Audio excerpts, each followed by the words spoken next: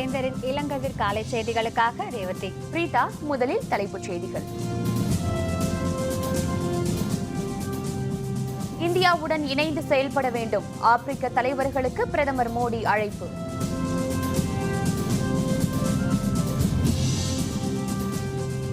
பறிமுதல் பருப்புகளை வெளிச்சந்தையில் விற்க திட்டம், பருப்பு விலை குறையும் என மத்திய அரசு தகவல்.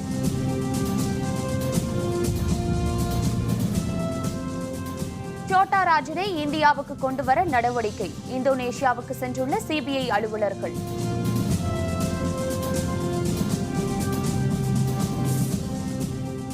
அதிமுக திமுகவுடன் கூட்டணி கிடையாது, தேமுதிக தலைவர் விஜயகாந்த் உறுதி. இந்தியாவும் ஆப்பிரிக்க நாடுகளும் முன்னேற்ற திட்டங்களை இணைந்து செயல்படுத்த வேண்டும் என பிரதமர் மோடி கேட்டுக் கொண்டுள்ளார்.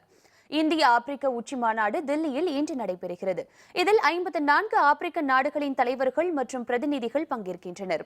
தில்லி வந்துள்ள ஆப்பிரிக்க நாடுகளின் தலைவர்களை பிரதமர் மோடி தனித்தனியாக சந்தித்தார். ஐநா பாதுகாப்பு கவுன்சிலில் சீர்திருத்தங்கள், பயங்கரவாத சவாலை எதிர்கொள்வது, எண்ணெய் மற்றும் எரிவாயு துறையில் இருதரப்பு வணிகம், முதலீட்டை ஊக்குவிப்பது உள்ளிட்டவை தொடர்பாக விவாதிக்கப்பட்டன. இந்த சந்திப்பு தொடர்பாக செய்தியாளர்களுடன் பேசிய வெளியுறவுத்துறை செய்தி தொடர்பாளர் விகாஷ் ஸ்வரூப், இந்தியாவும் ஆப்பிரிக்க நாடுகளும் சம பலத்தில் இருப்பதால் முன்னேற்ற திட்டங்களை இணைந்து செயல்படுத்த பிரதமர் அழைப்பு விடுத்ததாக தெரிவித்தார். There were certain common themes. United Nations Security Council reform featured in virtually all the meetings, and India and Africa are exactly on the same page.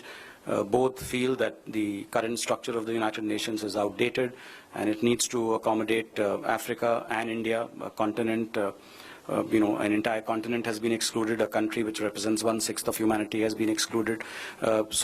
And then the other broad elements, common elements, were of course how India and Africa could help each other, particularly how Africa could benefit from capacity building using Indian expertise. இதனைத் தொடர்ந்து பிரதமர் மோடியும் ஆப்பிரிக்க நாடுகளின் பிரதிநிதிகளும் தில்லியில் உள்ள கைவினைப் பொருட்களின் அருங்காட்சியகத்தை பார்வையிட்டனர். அப்போது பாரதிய ஜனதா கட்சியின் மூத்த தலைவர் அத்வானி, மத்திய உள்துறை அமைச்சர் ராஜ்நாத் சிங் ஆகியோர் உடனிருந்தனர்.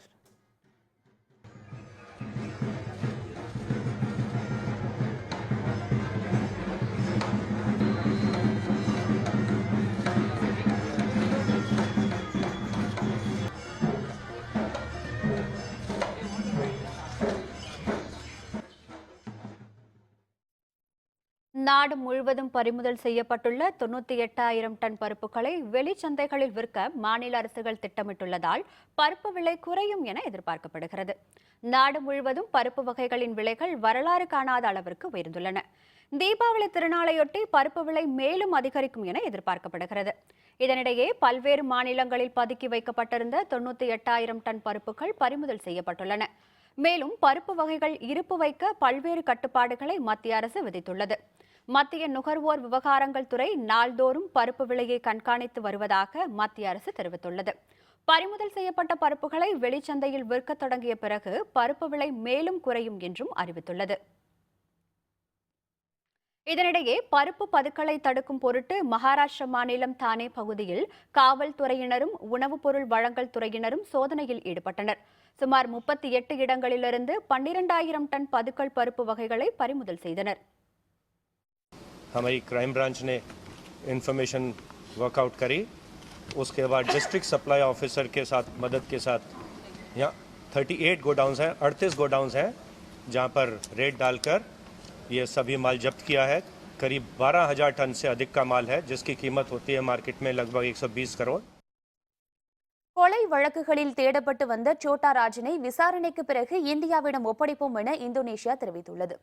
மும்பை தொடர் குண்டுவெடிப்பு குற்றவாளி தாவூத் இப்ராஹிம் கூட்டாளியாக இருந்த சோட்டா ராஜன் 25 ஆண்டுகளாக தலைமறைவாக வாழ்ந்து வந்தார். தாவூத்திடமிருந்து பிரிந்து சென்ற பின்னர் சோட்டா ராஜனை கொல்ல தாவூத்தின் உதவியாளரான சோட்டா ஷக்கில் திட்டம் வகுத்தார். எனினும் இதிலிருந்து தப்பி சென்ற சோட்டா ராஜன் ஆஸ்திரேலியாவை தலைமையிடமாக கொண்டு செயல்பட்டு வந்தார். 17 கொலை வழக்குகளிலும் பல்வேறு கொலை முயற்சி வழக்குகளிலும் சோட்டா ராஜன் தேடப்பட்டு வந்தார். இதனிடையே தமது உயிருக்கு ஆபத்து இருப்பதாக இந்தோனேஷியா காவல்துறையினரிடம் சோட்டா ராஜன் சரணடைந்ததாக தகவல்கள் வெளியாகியுள்ளன. இதனை அடுத்து சோட்டா ராஜனை அழைத்து வர மத்திய புலனாய்வு துறையினர் இந்தோனேஷியா சென்றுள்ளனர். Di dalam paspor itu namanya adalah Mohan Kumar. Ya, tetapi di dalam Red notice yang dikirim tahun 1995 namanya adalah Rajendra Radas. Kalau peraturan Indonesia sama dengan aturan kita, ya aturan kita. Kemarin seperti kemarin dari FBA ya sekitar 30 hari juga, setelah itu baru dijemput. Ya kita menunggu, ya mudah-mudahan itu cepat sehingga kita tersangka itu bisa dibawa ke. வரும் சட்டப்பேரவை தேர்தலில் திமுக அதிமுகவுடன் கூட்டணி அமைக்க மாட்டோம் என தேமுதிக தலைவர் விஜயகாந்த் தெரிவித்துள்ளார். நாகப்பட்டினம் மாவட்டம் மயிலாடுதுறை அருகேயுள்ள மன்னிப்பள்ளம் என்ற ஊரில் தேமுதிகவின் மக்களுக்காக மக்கள் பணி பொதுக்கூட்டம் நடைபெற்றது. இதில் கலந்து கொண்ட கட்சியின் தலைவர் விஜயகாந்த் நலத்திட்ட உதவிகளை வழங்கினார். பின்னர் பேசிய அவர், தமிழ் வழியில் பட்டப்படிப்பு முடித்தவர்களுக்கு அரசு வேலைவாய்ப்பு வழங்குவதில்லை என குற்றம் சாட்டினார். தமிழகத்தில் சாலை வசதிகள் இல்லை எனவும் மின்வெட்டு ஏற்படுவதாகவும் தெரிவித்த விஜயகாந்த், வரும் சட்டப்பேரவை தேர்தலில் திமுக அதிமுகவுடன் கூட்டணி இல்லை என கூறினார்.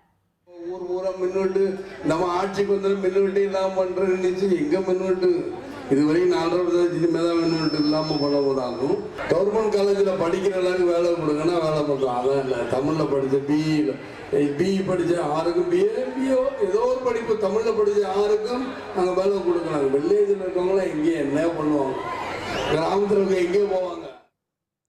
முன்னாள் குடியரசுத் தலைவர் அப்துல் கலாம் தில்லியில் தங்கியிருந்த அரசு இல்லம் மத்திய சுற்றுலாத்துறை அமைச்சர் மகேஷ் சர்மாவுக்கு ஒதுக்கீடு செய்யப்பட்டுள்ளதற்கு ஆம் ஆத்மி கண்டனம் தெரிவித்துள்ளது. தில்லி ராஜாஜி மார்க்கில் உள்ள அரசு இல்லத்தில் அப்துல் கலாம் தங்கியிருந்தார்.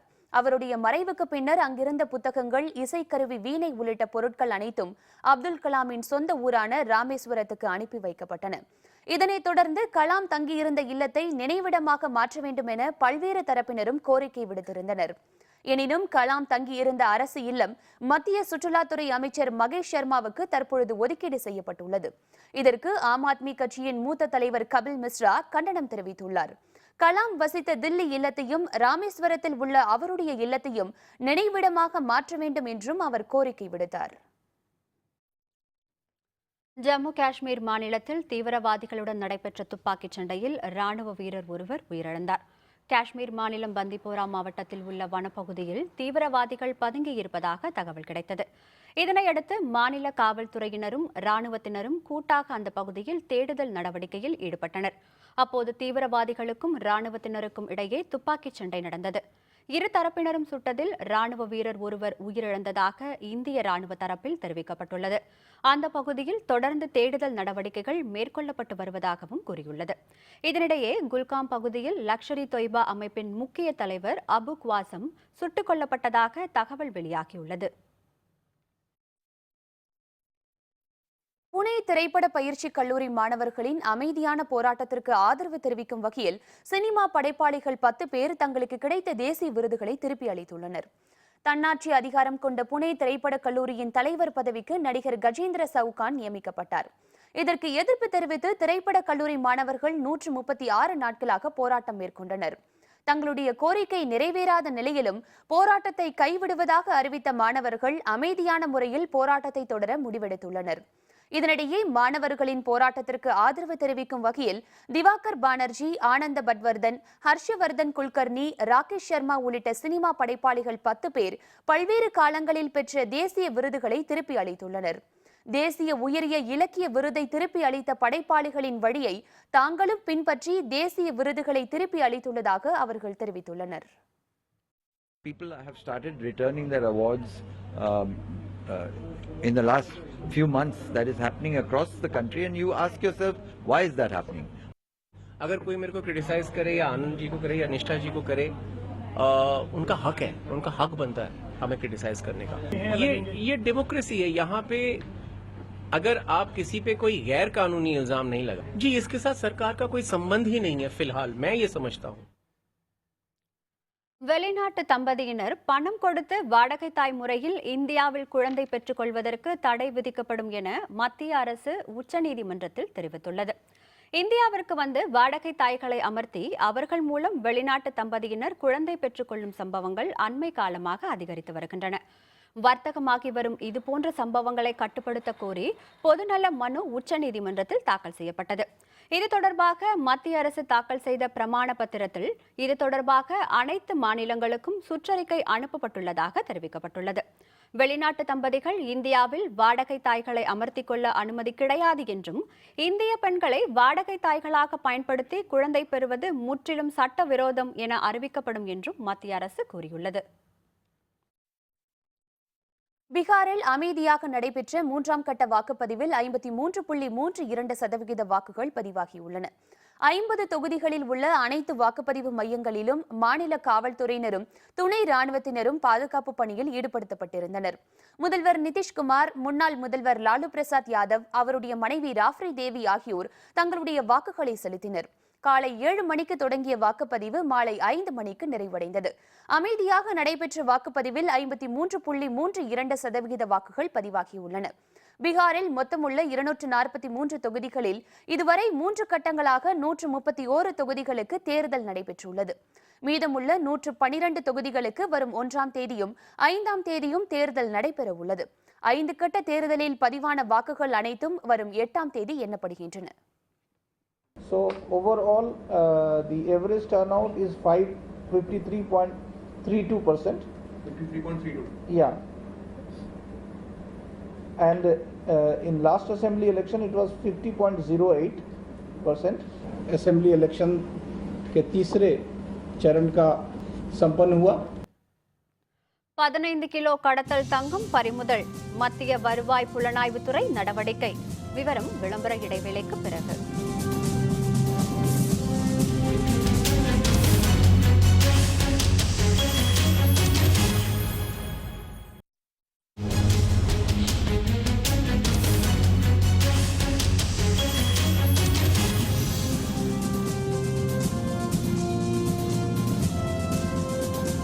செய்திகள் தொடர்கின்றன.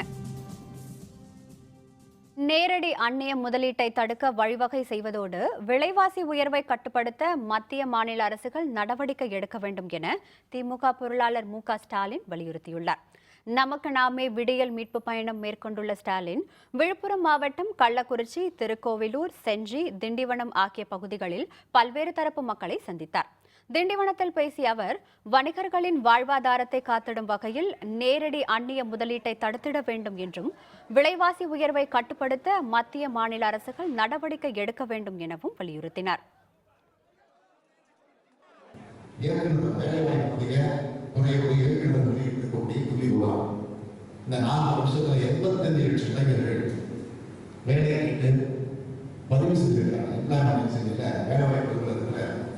பதிவு செய்திருக்கக்கூடிய கணக்கு மட்டும் 85 லட்சம் பேர், 50%. ஆனால் 50% தான் பெண்கள் வேலை கேட்டு பதிவு செய்திருக்கக்கூடிய இந்த நிலை. திருச்செங்கோடு அருகே கொத்தடிமைகளாக பணியாற்றிய சத்தீஸ்கர் மாநிலத்தை சேர்ந்த 28 பேரை மீட்டு மாவட்ட நிர்வாகம் அவர்களை சொந்த ஊருக்கு அனுப்பி வைத்துள்ளது. திருச்செங்கோடு வட்டம் வரப்பாளையம் பகுதியில் தனியாருக்கு சொந்தமான செங்கல் சூளையில் சத்தீஸ்கர் மாநிலத்தை சேர்ந்த சிலர் கொத்தடிமைகளாக பணியாற்றி வருவதாக அந்த மாநில அரசுக்கு புகார் தெரிவிக்கப்பட்டது. இதனை அடுத்து நாமக்கல் மாவட்ட ஆட்சியர் உதவியுடன் சத்தீஸ்கர் மாநில பெண்கள் மற்றும் குழந்தைகள் பாதுகாப்பு நல அலுவலர், திருச்செங்கோடு கோட்டாட்சியர், வட்டாட்சியர் உள்ளிட்டோர் செங்கல் சூளைக்கு ஆய்வு மேற்கொண்டனர். ஊதியம் உள்ளிட்ட அடிப்படை வசதிகள் இல்லாமல் பணியாற்றிய பெண்கள் உள்பட 28 பேரை மீட்டு சொந்த ஊருக்கு அனுப்பி வைத்தனர். और हम आकर के बने लोकेशन ट्रेस किए और पता चला कि यहाँ बच्चे काम कर रहे हैं, तो हम आके कलेक्टर साहब से गए. कलेक्टर साहब ने आरडीओ साहब को आदेश दिया है और आरडीओ साहब के साथ जाके हम कंपनी में जाके छापा मारे. वहाँ हमको 27 बच्चे मिले हैं अभी. उसमें से 12 लड़कियाँ हैं और 15 लड़के हैं जो पूरे छत्तीसगढ़ के अलग अलग जिलों से बिलोंग करते हैं. लेकर के हम अभी आरडीओ ऑफिस आए हैं और यहाँ पे लीगल प्रोसेस पूरा करके தஞ்சாவூர் அருகே வாகன சோதனையில் ஈடுபட்ட மத்திய வருவாய் புலனாய்வுத்துறையினர் 4 கோடி ரூபாய் மதிப்புள்ள சுமார் 15 கிலோ தங்கத்தை பறிமுதல் செய்ததோடு 2 பேரை கைது செய்துள்ளனர். கடல் வழியாக தங்கம் கடத்தி வரப்படுவதாக மத்திய வருவாய் புலனாய்வுத்துறையினருக்கு ரகசிய தகவல் கிடைத்தது. நேற்றிரவு தஞ்சாவூர் பட்டுக்கோட்டை சாலையில் வருவாய்த்துறை அலுவலர்கள் வாகன சோதனையில் ஈடுபட்டனர். அப்போது ஒரு சொகுசு காரை நிறுத்தி சோதனை நடத்தியதில் அதில் 15 கிலோ கடத்தல் தங்கம் இருப்பது தெரியவந்தது. இதனையடுத்து காரையும் காரில் வந்த 2 நபர்களையும் கைது செய்த வருவாய் புலனாய்வுத்துறை அலுவலர்கள் அவர்களை காவல்துறையிடம் ஒப்படைத்தனர். பின்னர் நீதிமன்றத்தில் நேர் நிறுத்தி திருச்சி மத்திய சிறையில் அடைத்தனர். காலமுறை ஊதியம் வழங்க வேண்டும் உள்ளிட்ட 3 அம்ச கோரிக்கைகளை வலியுறுத்தி நவம்பர் 2ஆம் தேதி முதல் கால வரம்பற்ற வேலைநிறுத்த போராட்டத்தில் ஈடுபட போவதாக தொடக்க கூட்டுறவு வங்கி அனைத்து பணியாளர்கள் சங்கம் தெரிவித்துள்ளது. தமிழ்நாடு மாநில தொடக்க கூட்டுறவு வங்கி அனைத்து பணியாளர்கள் சங்கத்தின் மண்டல அளவிலான ஆலோசனைக் கூட்டம் ஈரோட்டில் நடைபெற்றது. இதில் தொடக்க கூட்டுறவு வங்கிகளில் பணிபுரியும் அனைத்து பணியாளர்களுக்கும் காலமுறை ஊதியம் வழங்க வேண்டும் உள்ளிட்ட 3 முக்கிய கோரிக்கைகள் வைக்கப்பட்டன. கோரிக்கைகளை வலியுறுத்தி நவம்பர் 2ஆம் தேதி முதல் மாநிலம் முழுவதும் கால வரம்பற்ற வேலைநிறுத்த போராட்டத்தில் ஈடுபட போவதாக தெரிவித்துள்ளனர். மாவட்ட ஆட்சியர் மூலமாக கோரிக்கை பட்டியல் தமிழக முதல்வருக்கு அனுப்பி வைக்கப்பட்டது. அதன் பின்னரும் இன்றைய காலம் வரை எந்த நடவடிக்கையும் மேற்கொள்ளப்படாததால் 2/11/2011 தேதி இந்த கோரிக்கைகளை வலியுறுத்தி அனைத்து மண்டல தலைநகர்களிலும் இணைப்பாளர்கள் முன்பாக ஆர்ப்பாட்டம் நடத்தி அதன் தொடர்ச்சியாக காலவரையற்ற வேலைநிறுத்தத்தில் ஈடுபட முடிவு செய்துள்ளோம். கடலூர் மாவட்டத்தில் பருப்பு பதுக்கலில் ஈடுபடும் வணிகர்கள் மீது கடும் நடவடிக்கை எடுக்கப்படும் என மாவட்ட உணவுப் பொருள் கடத்தல் தடுப்புத்துறை அறிவித்துள்ளது. பருப்பு விலை உயர்வை தொடர்ந்து பதுக்கலில் ஈடுபடுவோர் மீது நடவடிக்கை எடுக்க கோரி மத்திய அரசு உத்தரவிட்டதன் பேரில் மாநில அரசு ஆய்வு மேற்கொண்டு வருகிறது. கடலூர் மாவட்டத்தில் உள்ள வணிகர்களின் கிடங்குகள் மற்றும் கடைகளில் வட்டாட்சியர் மகேஷ் தலைமையில் குடிமைப்பொருள் குற்ற புலனாய்வுத்துறை அலுவலர்கள் சோதனையில் ஈடுபட்டனர். பத்துக்கள் சம்மந்தமாக பயிர் ஐட்டம் எல்லாம் நம்ம ஒரு கடையை ஹோல்சேல் கடையை மட்டும் செக் பண்ணிட்டு இருக்கிறோம். அது மட்டும் இல்லாமல் ரேஷன் அடிச்சு இல்லை வேறு ஏதாச்சும் மாதிரி இங்கே வந்து அதையும் செக் ஒரே சமயத்தில் ரெண்டுமே செக் பண்ணிட்டு இருக்கிறோம்.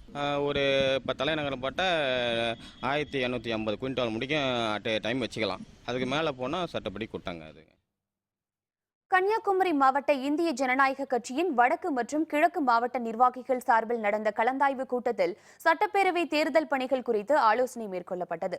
கன்னியாகுமரி மாவட்ட வடக்கு மற்றும் கிழக்கு மாவட்ட நிர்வாகிகளின் கலந்தாய்வு கூட்டம் மார்த்தாண்டம் மற்றும் நாகர்கோவிலில் நடந்தது. இதில் சட்டப்பேரவை தேர்தல் பணிகள் குறித்து ஆலோசனை செய்யப்பட்டதுடன் நாகர்கோவில் நகரில் கிடப்பில் போடப்பட்டுள்ள பாதாள சாக்கடை பணிகளை விரைவுபடுத்த வேண்டும் என்றும் கோரிக்கை வைக்கப்பட்டது.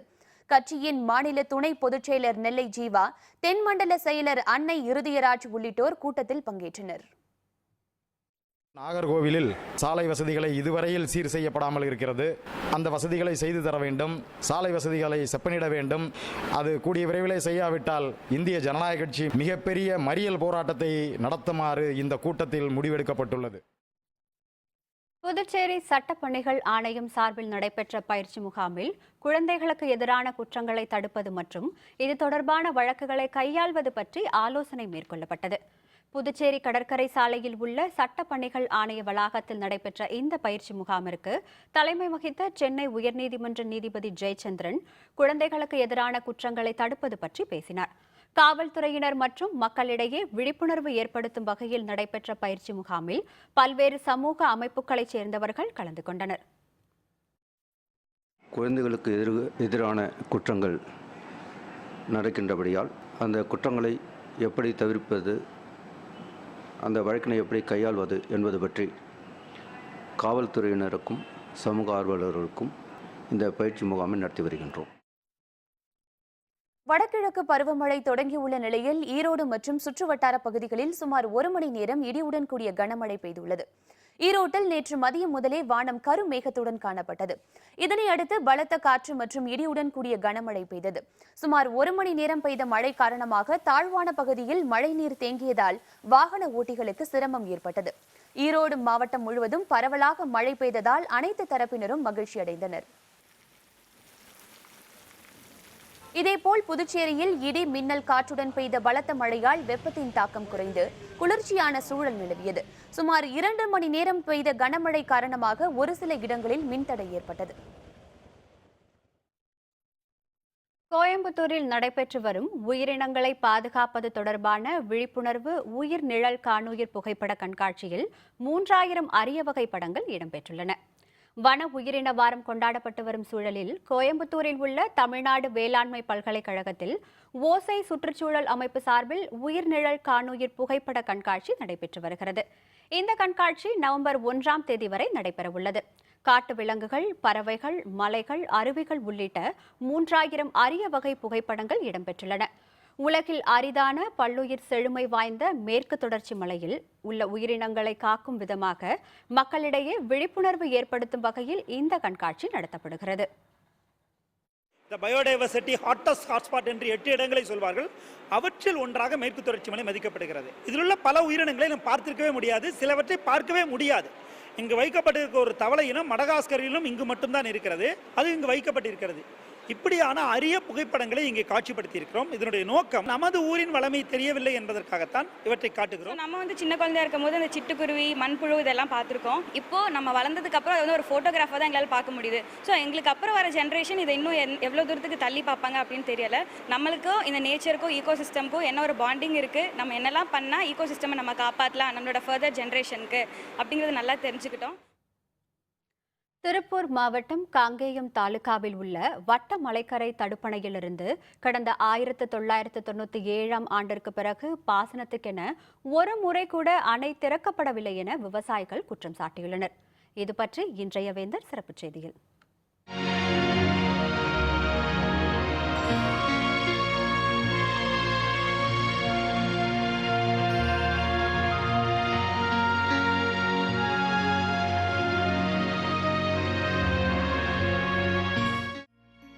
திருப்பூர் மாவட்டம் காங்கேயம் வட்டம் வெள்ளக்கோவில் அருகே உள்ள தாசவநாயக்கன் பட்டியில் அமைந்துள்ளது வட்டமலைக்கரை ஓடை அணை.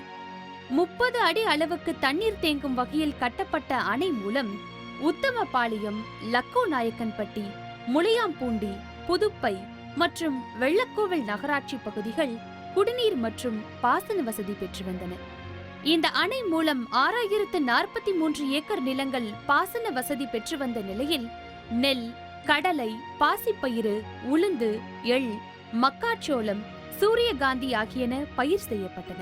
1980 முதல் 1982 ஆண்டு வரை 3 ஆண்டுகள் அப்பகுதியில் பெய்த மழையால் அணை நிரம்பியது. தற்போது வறண்டு கிடக்கும் அணையால் எந்த பயனும் இல்லை. அணை தண்ணீரால் பயன்பெற்ற மக்கள் வாரத்துக்கு 700 ரூபாய் செலவழித்து குடிநீரை வாங்க வேண்டிய கட்டாயத்துக்கு ஆளாகியுள்ளனர். அணை பகுதியில் வளர்ந்திருந்த தென்னை, கருவேல மரங்களும் அடியோடு கருகிவிட்டன. இந்த 10, 15, 20 வருஷமாக தனியே வர்றதில்லை. ராஜவாய்க்கால் தாராபுரத்திலிருந்து ஒரு எஸ்டிமேட் போட்டு அணைக்கு கொண்டாடுறாங்க. திரும்ப அதிகாரிகள் கரெக்டாக எஸ்டிமேட் போட்டு அரசுக்கிட்ட ஒப்படைக்காத காரணத்தினாலேயோ எந்த காரணத்தினால சரியாக செயல்பாடு இல்லாமல் அப்படியே வறண்டு கிடக்குது. விசைத்தறி, மீனவர் குடும்பம் எல்லாமே மாட்டுத் தொழிலில் அவங்க தொழிலை மறந்துட்டு வேற கூலி வேலைக்கு போய்கிட்டு இருக்கிறாங்க. இன்னைக்கு சட்டசபை தேர்தல் இதை ஒரு பெரிய பிரச்சனை இஷ்யூவாக கொண்டாடலாமான்னு இருக்கிறோம். நாங்கள் கடந்த 1997 ஆண்டு கடைசியாக பாசனத்திற்காக தண்ணீர் திறக்கப்பட்ட நிலையில் இன்று வரை அணை திறக்கப்படவில்லை. ஆனால் 1998 முதல் 2008 ஆண்டு வரை தண்ணீர் திறக்கப்பட்டதாக பொதுப்பணித்துறை பதிவேடுகள் தெரிவிக்கின்றன. 4 கோடி ரூபாய் செலவில் கட்டப்பட்ட அணை தற்பொழுது முள்காடாக பாலைவனம் போல் காட்சியளிக்கிறது. முறையான நீர் மேலாண்மை திட்டங்களை செயல்படுத்த அலுவலர்கள் தவறிவிட்டதால் 510 ஏக்கரில் அமைந்துள்ள அணை சீமை கருவேல மரங்கள் நிறைந்த காடாக உள்ளது. அமராவதி அணையிலிருந்து கிடைக்கும் உபரி நீரை தாராபுரம் வழியாக வட்டமலைக்கரை அணைக்கு கொண்டுவர 20 கிலோமீட்டர் நீளத்துக்கு வாய்க்கால் வெட்டுவதற்காக திட்ட மதிப்பீடுகள் தயார் செய்யப்பட்டுள்ளன. அத்திட்டத்தை விரைந்து நிறைவேற்றினால் குடிநீர் மற்றும் விவசாயத்துக்கு தேவையான தண்ணீர் கிடைக்க வாய்ப்பு ஏற்படும் என்று நம்பிக்கையுடன் காத்திருக்கிறார்கள் அப்பகுதி மக்கள். வேந்தர் செய்திகளுக்காக திருப்பூரிலிருந்து சிவகிருஷ்ணன். ISL கால்பந்து லீக் போட்டி மும்பை ஹாட்ரிக் வெற்றி. விவரம் விளம்பர இடைவேளைக்கு பிறகு.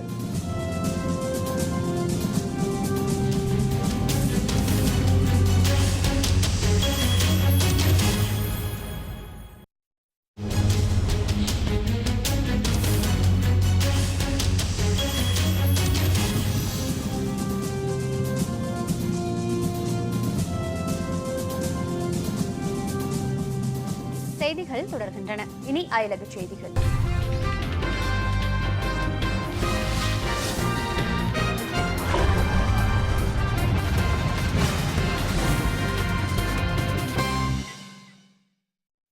ஐவரி கோஸ்ட் அதிபர் தேர்தலில் அலசனே குவட்டாரா வெற்றி பெற்று இரண்டாவது முறையாக அந்த நாட்டின் அதிபராக தேர்ந்தெடுக்கப்பட்டுள்ளார். மேற்கு ஆப்பிரிக்க நாடுகளில் ஒன்றான ஐவரி கோஸ்டில் அதிபர் தேர்தல் ஞாயிற்றுக்கிழமை நடந்து முடிந்தது. இந்த தேர்தலில் பதிவான வாக்குகள் எண்ணப்பட்டு முடிவுகள் அறிவிக்கப்பட்டன. இதில் சுமார் 84% வாக்குகளை தற்பொழுதைய அதிபர் அல்சனே குவட்டாரா பெற்றுள்ளதாக அறிவிக்கப்பட்டுள்ளது. பாஸ்கல் அஃபி ஹுசைன் 9% வாக்குகளை மட்டுமே பெற்று இரண்டாவது இடத்தை பெற்றுள்ளார். பொருளாதார வளர்ச்சியை மையப்படுத்தி பிரச்சாரம் மேற்கொண்ட குவட்டாரா வெற்றி பெற்றுள்ளார் என்பது குறிப்பிடத்தக்கது. இதனிடையே இந்த தேர்தலில் பல்வேறு முறைகேடுகள் நடந்துள்ளதாக எதிர்க்கட்சிகள் குற்றம் சாட்டியுள்ளன. போகோ ஹராம் தீவிரவாதிகளால் கடத்தப்பட்டு பிணை கைதிகளாக வைக்கப்பட்டிருந்த சுமார் 338 பேரை நைஜீரிய ராணுவம் அதிரடியாக மீட்டுள்ளது. நைஜீரியாவில் போகோ ஹராம் தீவிரவாதிகள் அப்பாவி மக்களை அவ்வப்போது கடத்தி பிணை கைதிகளாக வைத்து அரசுடன் மோதலில் ஈடுபட்டு வருகின்றனர். கடந்த சில மாதங்களாக தீவிரவாதிகளால் கடத்தப்பட்டு பிணை கைதிகளாக வைக்கப்பட்டிருந்தவர்களை மீட்க நைஜீரியா ராணுவம் திட்டமிட்டிருந்தது. சாம்பிசா காட்டுப்பகுதியில் புகுந்த ராணுவம் போகோ ஹராம் தீவிரவாதிகளின் முகாம்கள் மீது அதிரடி தாக்குதல் நடத்தி சுமார் 338 பிணை கைதிகளை மீட்டது. இதில் 8 ஆண்கள், 138 பெண்கள் மற்றும் 192 குழந்தைகள் அடங்குவர். ராணுவத்துடனான மோதலில் 14 தீவிரவாதிகள் பலியாகினர்.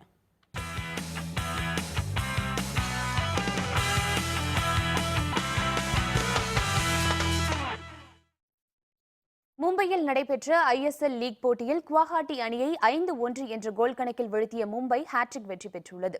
இரண்டாவது சீசன் இந்தியன் சூப்பர் லீக் கால்பந்து போட்டிகள் பல்வேறு நகரங்களில் நடைபெற்று வருகின்றன. மும்பையில் நடைபெற்ற லீக் போட்டியில் மும்பை சிட்டி FC அணியும் வடகிழக்கு யுனைடெட் அணியும் மோதின. சொந்த மண்ணில் விளையாடிய மும்பை அணி 5-1 என்ற கோல் கணக்கில் வடகிழக்கு அணியை எளிதாக வீழ்த்தியது. ஹாட்ரிக் வெற்றி பெற்ற மும்பை அணியின் கேப்டன் சுனில் தேரி ஹாட்ரிக் கோல் அடித்ததும் குறிப்பிடத்தக்கது.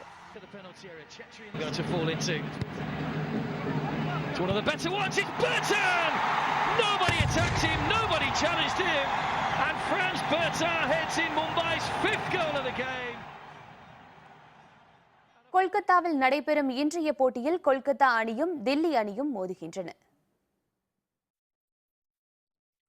சிங்கப்பூர் WTA டென்னிஸ் போட்டியில் செக் குடியரசின் பெட்ரா குவிட்டோவா சகநாட்டு வீராங்கனையான லூசி சஃபரோவாவை வீழ்த்தி முதன்முறையாக இறுதிப் போட்டிக்கு முன்னேறியுள்ளார்.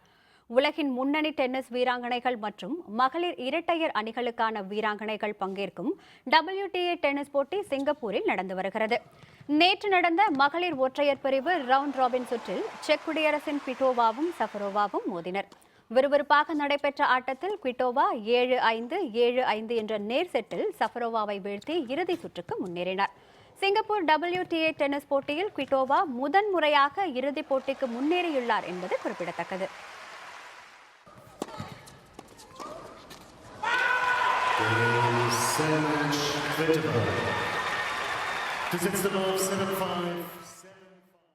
மீண்டும் தலைப்புச் செய்திகள். இந்தியாவுடன் இணைந்து செயல்பட வேண்டும். ஆப்பிரிக்க தலைவர்களுக்கு பிரதமர் மோடி அழைப்பு.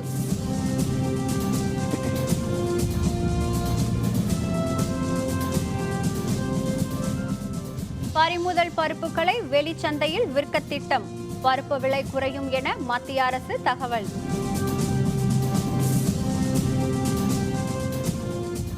சோட்டா ராஜனை இந்தியாவுக்கு கொண்டுவர நடவடிக்கை. இந்தோனேஷியாவுக்கு சென்றுள்ள CBI அலுவலர்கள்.